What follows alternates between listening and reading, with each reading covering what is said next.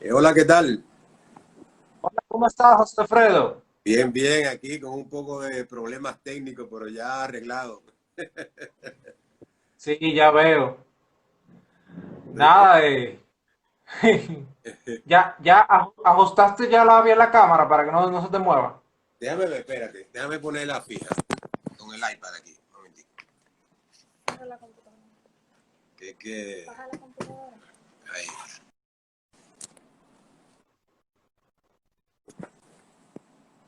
Perfecto, ahí está fija. Ok. Nada, vamos a arrancar entonces. Bueno, bienvenidos a todos a este segmento de las charlas libertarias en tiempos de pandemia, o liberales en tiempos de pandemia, como quieran decirle.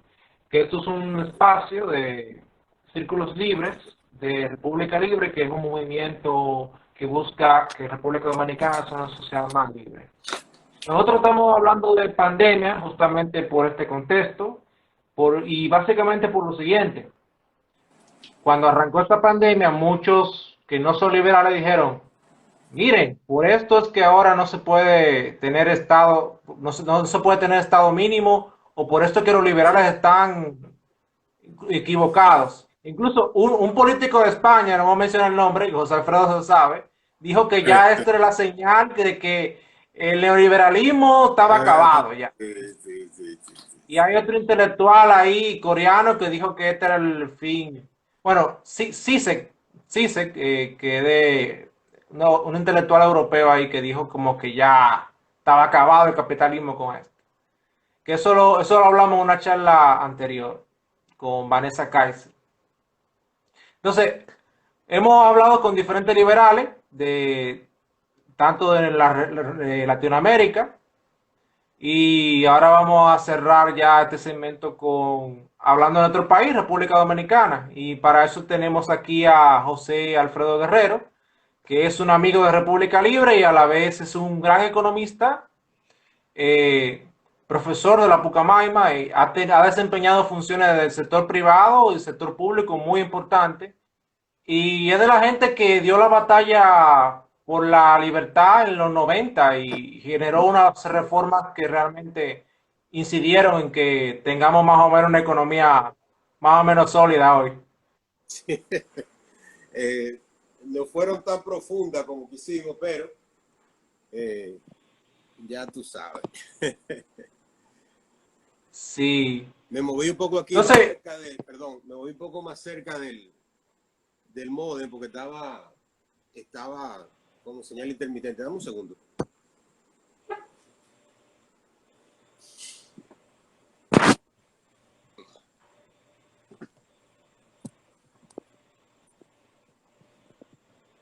Ok,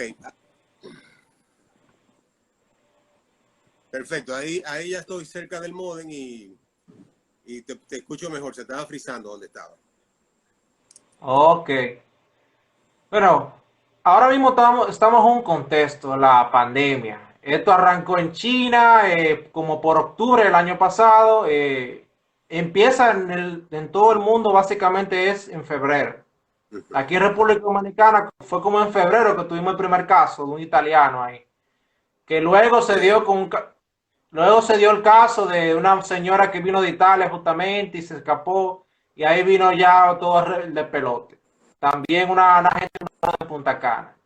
Pero básicamente esto arranca en Wuhan, en China, y ellos duran varios meses escondiendo el virus deliberadamente.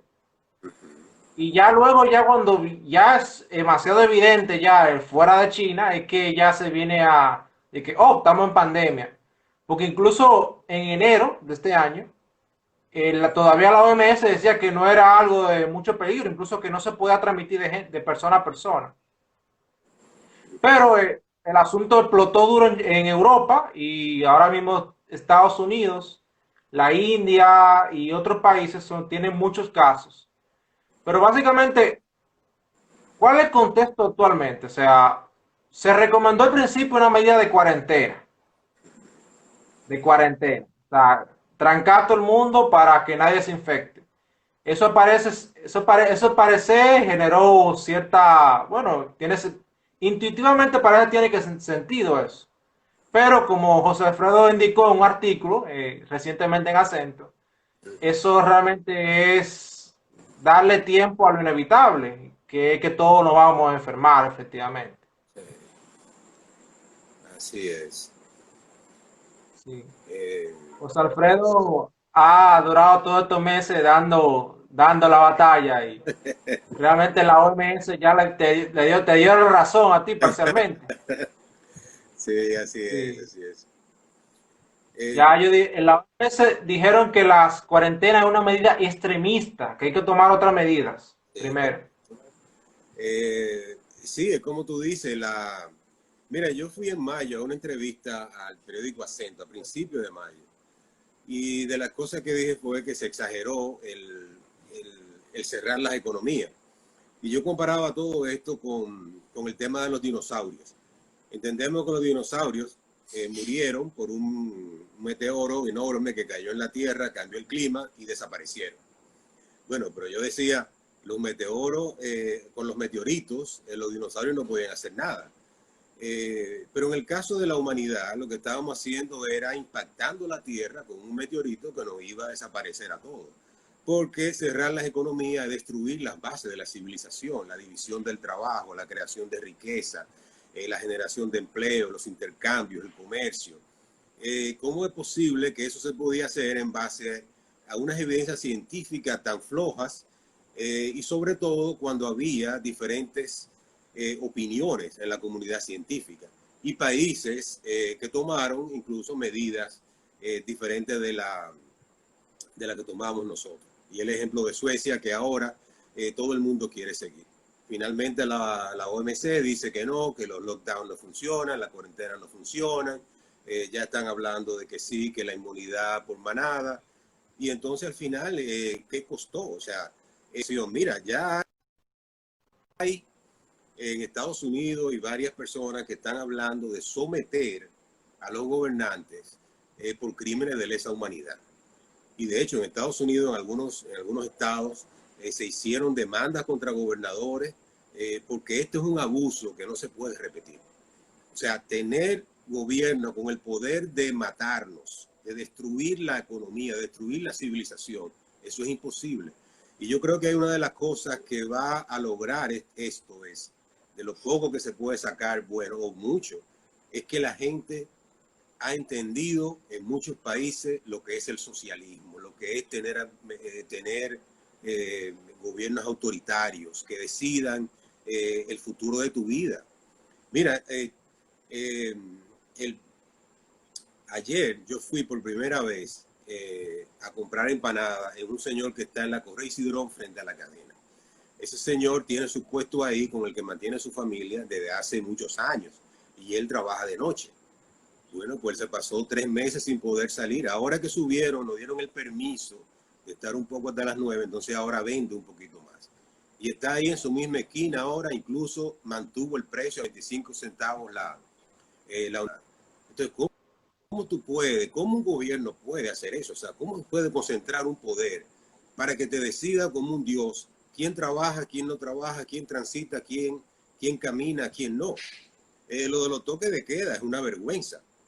Entonces tenemos los permisos que se dan, si tú eres bonita, si andas con escotes que son en B, que se vea todo, si tú tienes, está enchufado, si estás en un, o sea, ¿cómo es eso? O sea, ¿cómo es que tú puedes entonces dividir la sociedad entre tú sí puedes caminar, tú sí no puedes transitar, tú sí puedes trabajar, tú no, el turismo sí, y entonces subsidiado con el seguro, y entonces un Estado que no tiene como rata de laboratorio.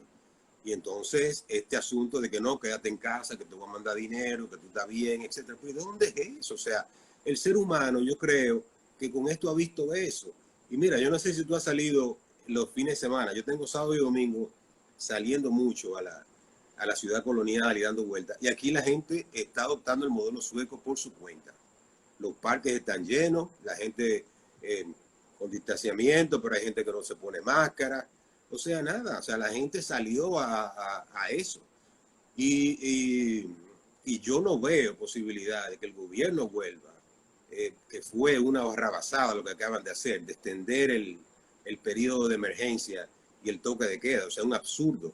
Señor, aquí el gobierno parece que no ha visto el dividendo electoral que le dio el manejo de la pandemia que hizo el gobierno de Danilo Medina. O sea, la gente votó en contra también por ese cierre de las economías, esa destrucción de empleo, ese encierro a la gente como si fueran ratas en su casa. Pero no, entonces llegó y claro, como hacen todos los gobiernos y las burocracias que son tímidas, déjame irme por lo seguro, por lo que está haciendo el otro, para entonces no tomar medidas arriesgadas que pueden cambiar la situación. Pero Sí. entonces, sí, Y aquí un punto importante, José Fredo, porque ¿por qué tomaron la cuarentena? La cuarentena la tomaron porque el virus surge en China y en China ellos agarran y cerran un montón de ciudades y cerran incluso el tráfico interno, que eso en Google Trends se vio que hubo un desplome de un 55% en la movilidad, o sea, una cosa tremenda, para un país prácticamente. Y por eso la OMS, que tiene un amiguito de China, que es el director, básicamente le recomienda eso al mundo entero. Entonces, el mundo entero copia una modalidad para proceder con la pandemia de un país autocrático. Entonces, eso autocrática. no debemos preguntar como países con ciertas instituciones y con ciertas libertades, cómo nos permitimos copiar un modelo de un país autocrático. Exactamente, exactamente. Porque será lo que tú quieras en la parte económica de su costa, de su costa, donde están funcionando con libre mercado, pero sigue siendo una dictadura de partido único y con una agenda que nosotros no conocemos. O sea, y en eso pasó. Pero mira, este gobierno cuando impone la cuarentena, yo sinceramente, yo pensaba que el 16 de agosto esto se terminaba.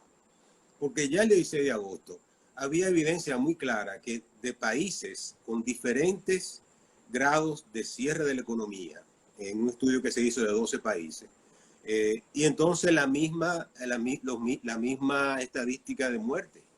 Entonces, ¿qué quiere decir eso? Que los lockdowns no funcionan, o sea, que el virus es indiferente a eso.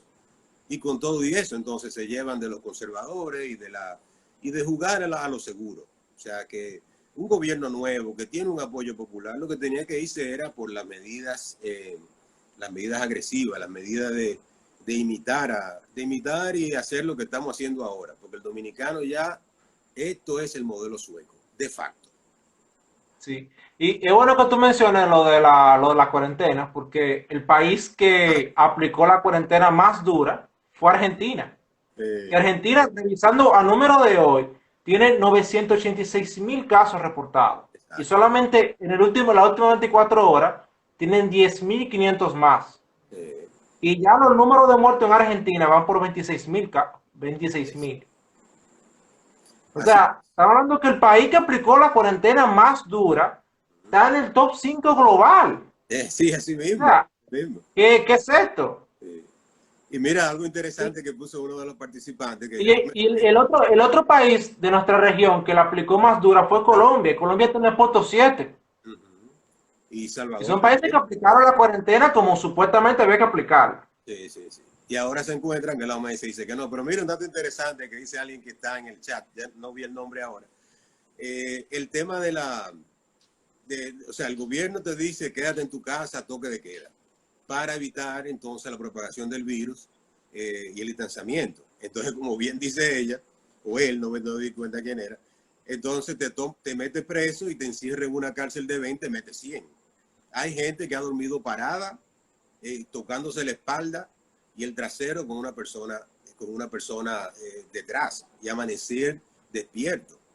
O sea, porque si tú me dices a mí, no hay distanciamiento social, bueno, pues tú se agarra, si tú eres consistente con el distanciamiento social, a todas las personas que tú metes preso, entonces tú lo llevas al Estadio Olímpico y lo pones a 1 metro cada uno. Y amanecen ahí parados, Exacto. ahí. Pero entonces yo no entiendo, o sea, tú pones distanciamiento social, de toque de queda, te meto preso, y entonces no tiene sentido. Y otra cosa, mira, en San Cristóbal creo que fue, la policía, había gente de un colmado. Entonces la policía llega, el colmado cierra su puerta y la gente sigue adentro, bebiendo y disfrutando su música. Entonces, la policía esperando para meterlos presos. Pero entonces en un hotel sí tú puedes tener diversiones 24/7, porque las discotecas están abiertas el día entero, los puestos de dar comida a la gente, a los turistas el día entero. Y entonces ven acá, entonces la policía con esto. Hubo un video de Monterrío que fue una cosa horrible. La policía se apareció a las 5 en punto y cerró la playa. La gente ya lista para irse a su casa y la policía llegó a hacer qué, o sea, a acosar a las personas. O sea, esto está provocando un irrespeto a las leyes, un irrespeto a las autoridades que yo lo veo hasta positivo. Yo lo que veo es que en el futuro, cuando esto termine, la próxima vez que vengan, que llegó el COVID-20, el COVID-23, el COVID-24, aquí se va a pensar 2 veces por poner medidas de esta naturaleza. Yo no sé cómo en Francia, en otros países de Europa han vuelto a eso, a Trump y todo ese tipo de cosas, teniendo evidencia ahí que Suecia ya está teniendo prácticamente controlado todo, con un modelo que no es de lockdown y de encierro. Pero como habíamos hablado en una charla anterior con Vanessa Kaiser de Chile, lo que se está jugando es este asunto del miedo, el pánico. Sí. O sea, una cosa que, visto desde el punto de vista de Hannah Arendt, que es una filósofa que ella estudia mucho, es algo terrible, algo totalitario eso, jugar con el miedo de la gente para aplicar medidas de control social. No, y matando personas. Porque mira cómo incluso se propuso de que el pasaporte libre de COVID. Sí, no, O sea, es un control social, o sea, no, y entonces mira, la cantidad de gente que ha muerto, circunstancias que no tienen que ver con el COVID, o sea, tú cerrar la economía, mira las muertes por cáncer, hay personas que han pospuesto tratamiento de cáncer, que se hubieran podido curar, pero entonces con la histeria de los hospitales, entonces hay atraso en la gente que tenía citas previstas para tratarse enfermedades terminales, y esa gente va a morir, y va a morir por causa de por esta causa, por ese miedo que han metido de que si tuvo un hospital de contagia, y los mismos hospitales también rechazando los servicios. O sea que es una cosa muy complicada lo que ha pasado. sí. Yo estaba viendo hace unas semanas las estadísticas sobre las muertes generales en Suecia, porque mucha gente dice, bueno, ok, Suecia lo está manejando, pero cuando tú lo comparas con los demás nórdicos, realmente está mal. Pero cuando tú revisas la mortalidad o sea, la gente que se muere en Suecia cada año, en este año tú no ves no hubo un cambio. Así es. O sea, entonces tú te planteas, bueno, pero entonces al final se murió la gente que se iba a morir normalmente en un año. Exactamente. Y es que no hay prueba irrefragable estadística de la situación. Lo que ha habido es un manejo de base de datos o explotar los datos para yo decir lo que yo quiero. Y realmente eso va a tener muchas consecuencias. Yo veo consecuencias legales para todos estos tiranos que han cerrado las economías, todas estas personas que se han dado como científicos, iluminados, que han trazado estas cosas. Esto no se va a quedar así. Hay mucha gente que ha perdido familiares por todo este tipo de cosas. Y yo veo los movimientos libertarios y la gente que busca por la libertad individual armarse de valor y tirar para adelante. Con el asunto este el ataque que se hizo a la libertad cuando arrancó esto. Yo, inicialmente yo hice un ejercicio en mi Twitter viendo los países según la libertad económica que tenían y cómo estaban respondiendo. Eso yo lo hice, fue como en abril. Y justamente he visto un economista que hizo ese mismo ejercicio actualmente. O sea, lo actualizó. Y si vemos cómo va desarrollándose, tenemos por ejemplo España que gasta el 41% del PIB, o sea, un estado grande bajo cualquier parámetro. Los contagios por millón en España son 21.016. Y las muertes en España por millón son 722. Ahora, cuando nos vamos a los países que tienen mayor libertad económica, como Hong Kong, Taiwán, Singapur, en el caso de Hong Kong, el gasto público es apenas 19.5. En Taiwán es 17.3 y en Singapur es 14.3. O sea que Singapur tiene un nivel de gasto público parecido al de República Dominicana incluso. O menor, diría, porque estamos gastando 16 más o menos. Pues, perfecto.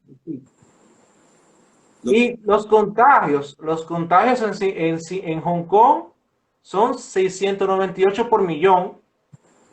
En Taiwán son 22 por millón y en Singapur son 9.876 por millón.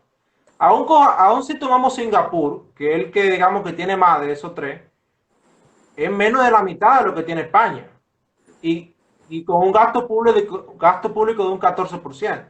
Pero no del O sea, PIB, o sea, un 14 del presupuesto, de asignación presupuestaria a salud. sí, no, Singapur tiene de lo que gasta total, ese porcentaje es un 14% Pero del del PIB de PIB. Singapur.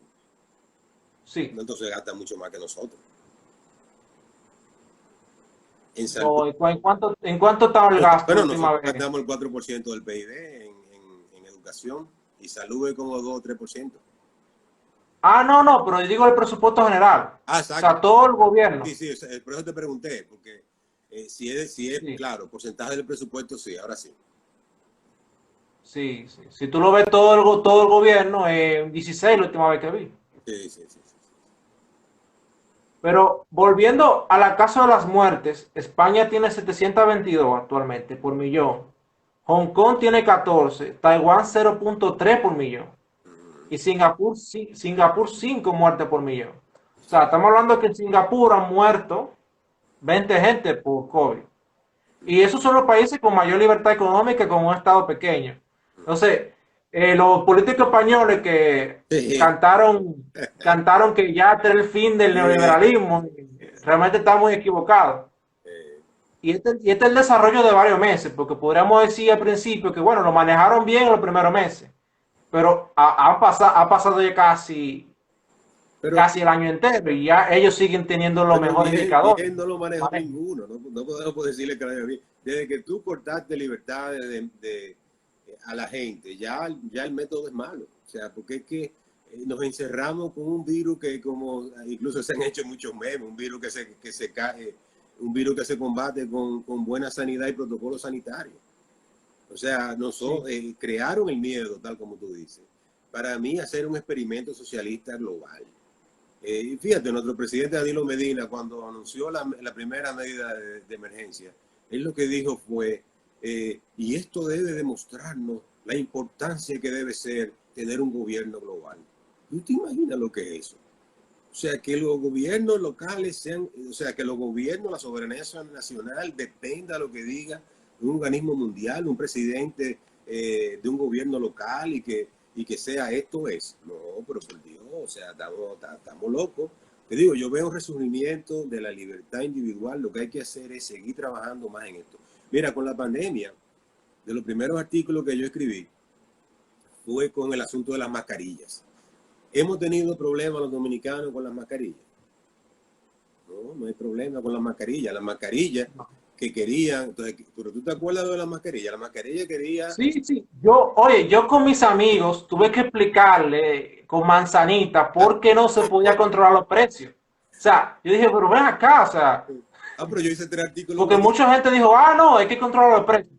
Pero ¿cómo Pero yo así? O hice, yo hice sea, 3 artículos buenísimos de educación, de fundamentos básicos con oferta y demanda, para indicar lo importante que es la especulación y la acumulación en la, o sea, eliminar el control de precios, pero también yo justifico ahí la labor de especulación del que ve que viene una pandemia y se pueden poner escasas y entonces acumula mascarillas para fines de obtener un beneficio, como también el que la acumuló para fines de asegurarse una provisión. O sea, no hay problema con eso, porque en el momento que se necesitaban, ahí estuvieron.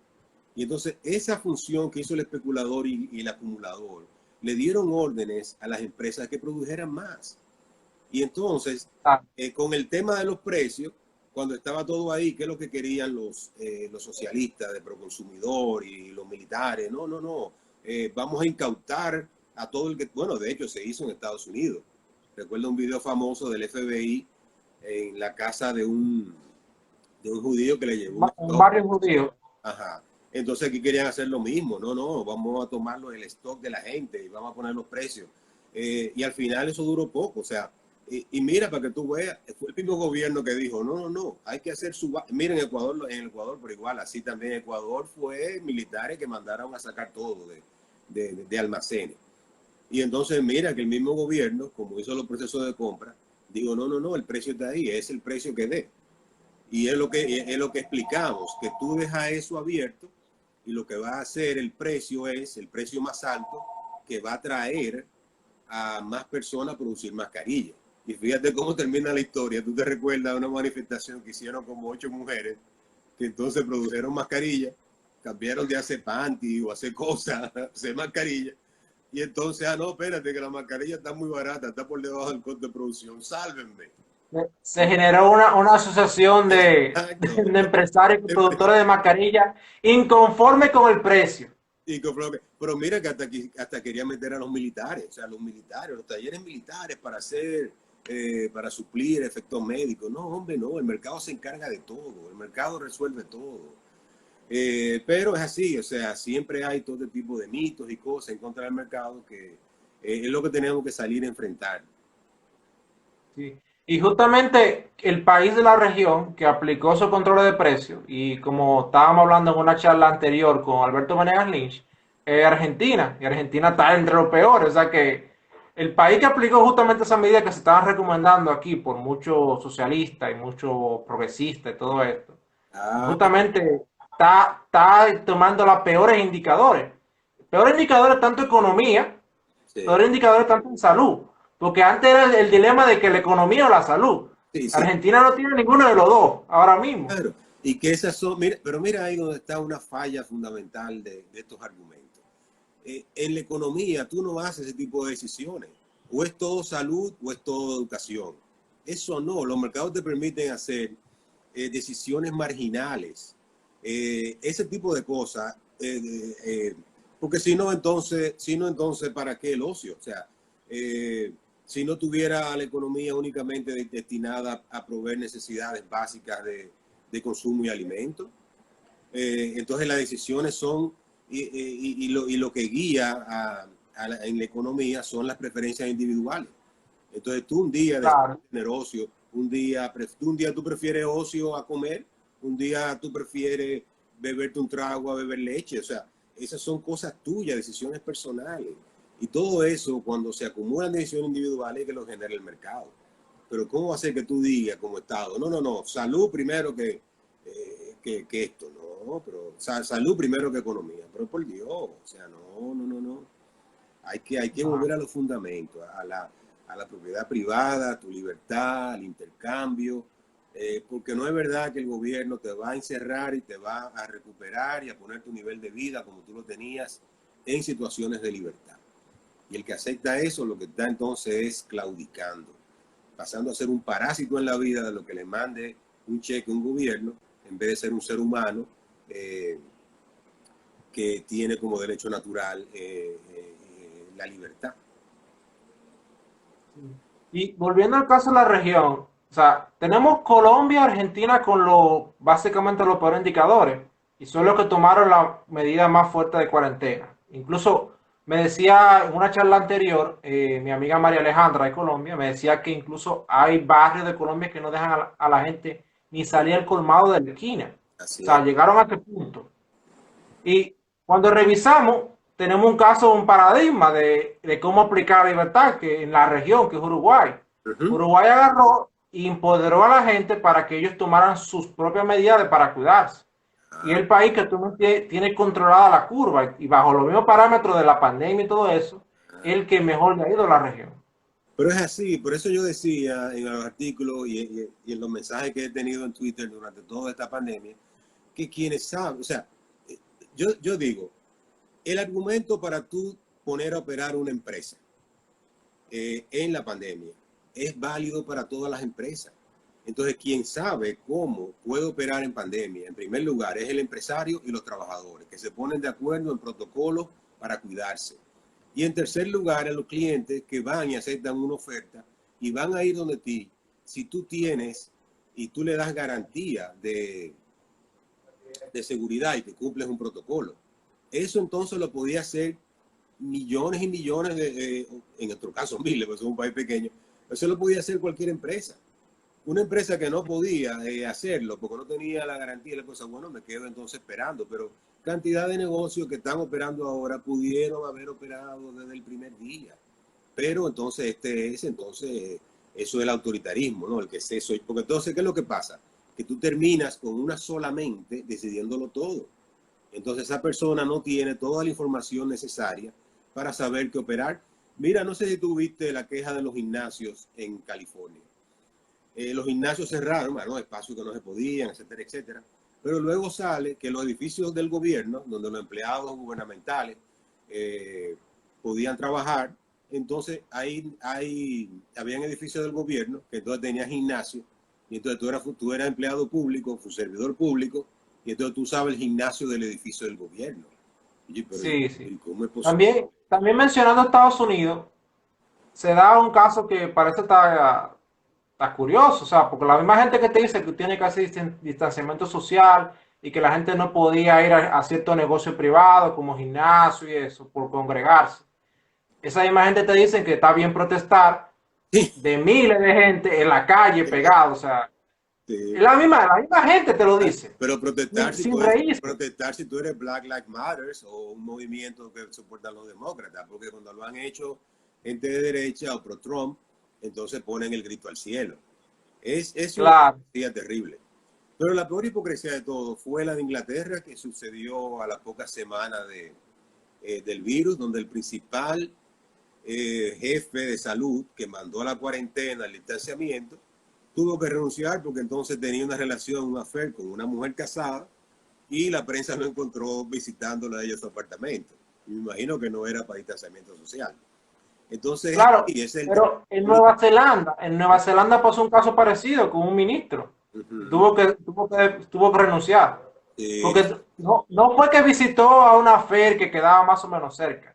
Él fue a la playa cuando se estaba haciendo la cuarentena general del país entero. Ah, qué bandido. Y pero así se ven las cosas, así se ven las cosas. Entonces, no.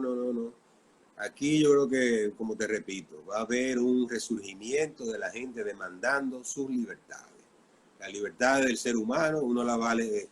O sea, fíjate cómo el sistema, nosotros tenemos un sistema intervencionista que tal como dice Mises, te va llevando poco a poco al socialismo.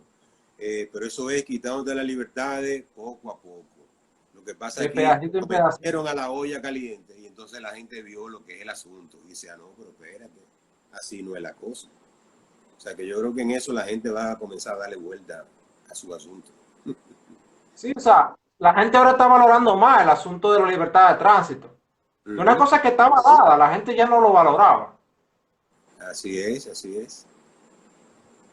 Y ya entrando ya al caso de República Dominicana, que aquí como bien indiqué al principio, empezó más o menos en febrero el caso, y el gobierno tomó una medida de trancano, básicamente semi-trancano, digamos, 2 semanas fue, según me recuerdo, y después de ahí fueron abriendo y con las restricciones del toque de queda.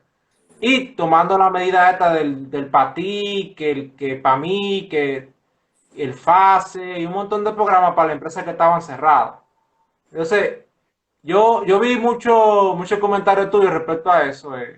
Por lo menos desde República Libre, si nosotros al principio dijimos, bueno, si ya se va a hacer esto, entonces vamos a hacer esto con un plan, evidentemente, de hacer esto y salir de esto. No como se hizo que nos metimos en esto y todavía no se ve cuándo vamos a salir. Y nosotros propusimos básicamente una medida de apoyo temporal y un asunto de, digamos, un feriado fiscal. O sea, que las empresas puedan operar. O sea, cuando saliéramos de ese estado, la empresa puede operar sin impuestos y sin aduana por unos meses. Excelente idea. Y eso nosotros incluso lo proyectamos con el asunto de cuánto costaría y todo eso. Porque también actualmente la Reserva Federal está dando unos préstamos. Que, si el gobierno va a coger esos préstamos, vamos a coger los préstamos para quitar los impuestos a las empresas por un tiempo. Porque evidentemente, incluso empresas que se han mantenido abiertas por asunto del comercio internacional han sido afectadas. Sí. Entonces nosotros propusimos eso adelante, pero tampoco es que estamos muy de acuerdo con lo de abrir, lo de cerrar toda la economía, sino que como ya se estaba haciendo, vamos por lo menos plantear desde la libertad que se puede hacer. Aunque total, no le hicieron mucho caso tampoco. Pero siempre nosotros de República Libre entendemos que hay que plantear la alternativa. Yo creo que eso es lo que hace mucha falta. Sí, o sea, a veces la gente, bueno, el único camino es ese. No, o sea, existen caminos de cómo resolver la cosa. Incluso después que tú estás metido en el rollo, hay forma de salir tomando en cuenta los principios de la libertad. Claro que la libertad, Pero yo quisiera saber tu opinión de cómo ambos gobiernos se han manejado, por lo menos en el tema económico en la pandemia.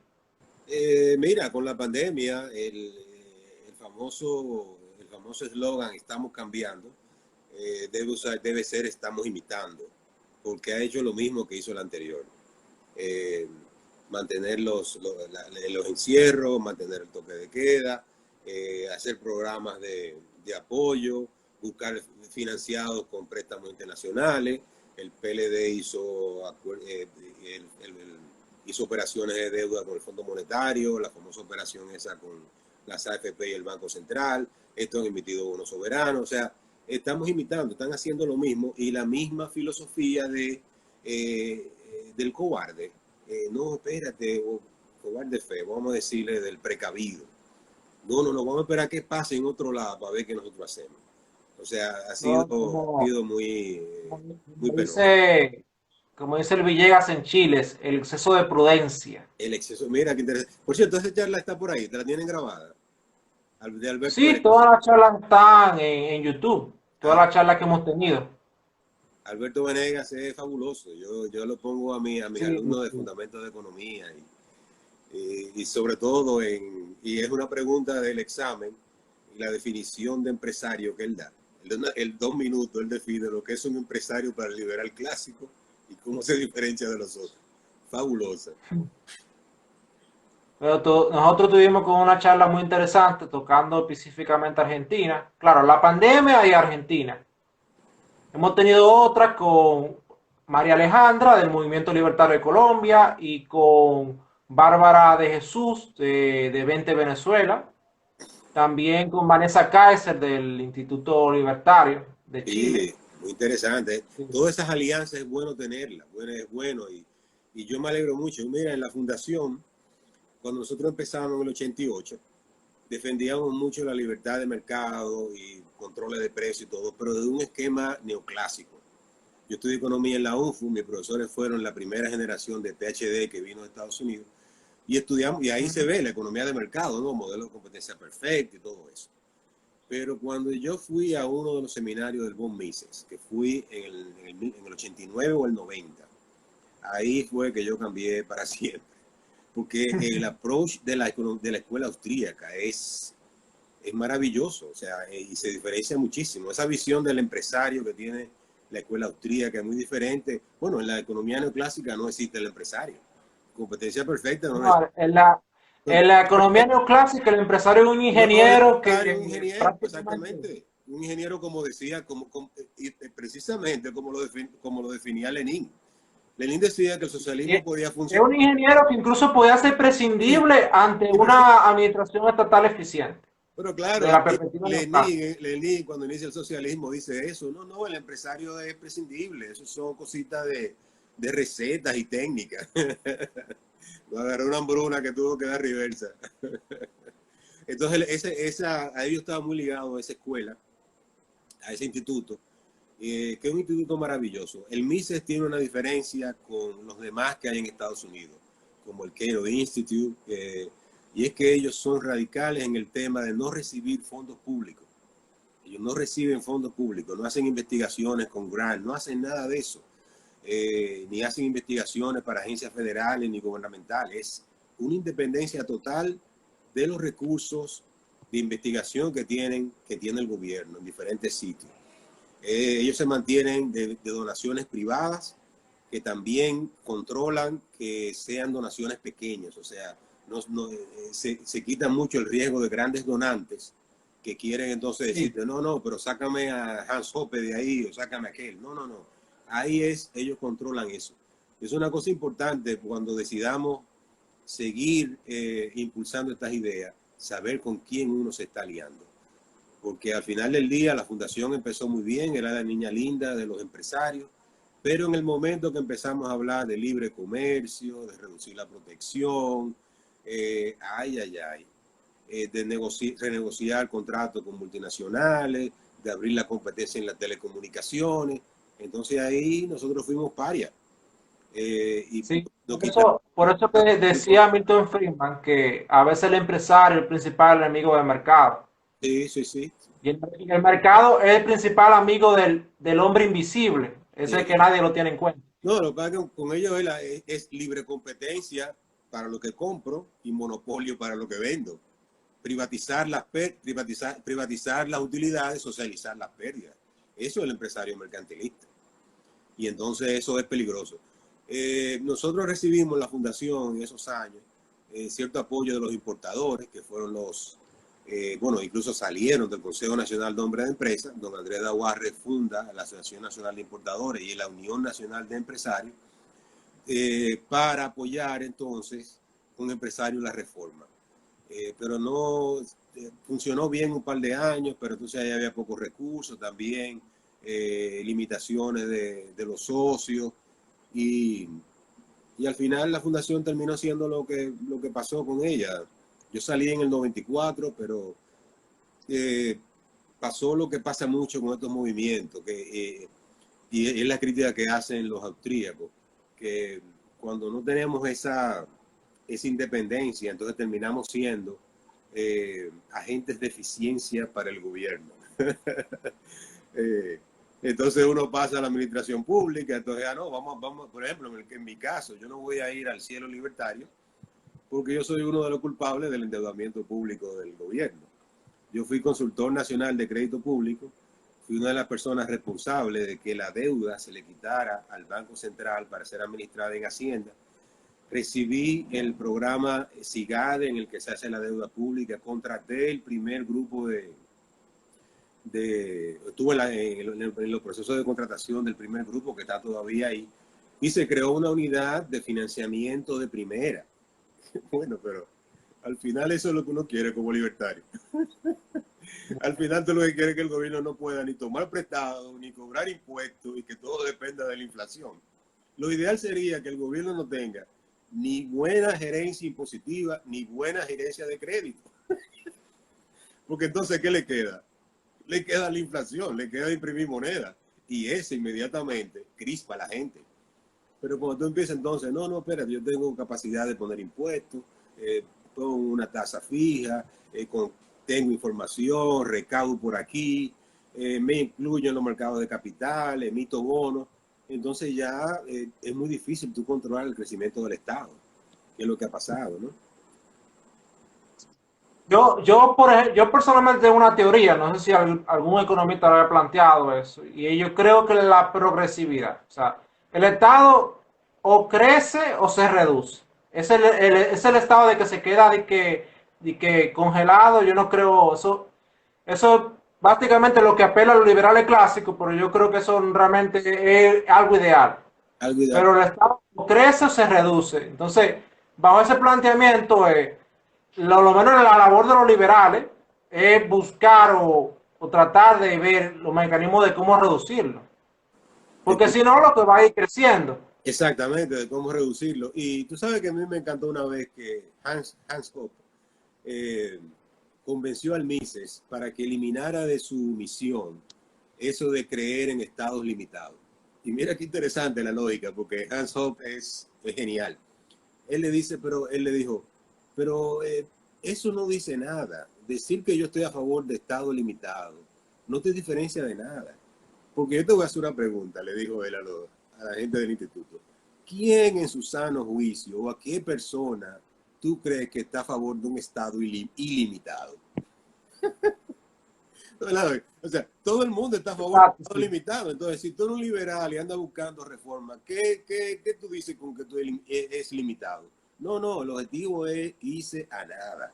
O sea, ser radical en eso y tratar de eliminar lo más posible de injerencia del Estado en cualquier lado. Y eso lo menciona mucho Alberto Venegas Lynch, de por qué quizá la izquierda es un poco más a largo plazo eficiente. Y es por lo siguiente, ellos se van a lo radical, entonces los que llegan a lo radical van empujando. Excelente. Por ejemplo, lo que está pasando hoy en Chile no fue un día para otro, fue ellos empujando y empujando en los últimos 40 años. Así es, así es. Y entonces nosotros tenemos un problema, lo que creemos mucho en la libertad, que tampoco nos atraen los partidos tradicionales.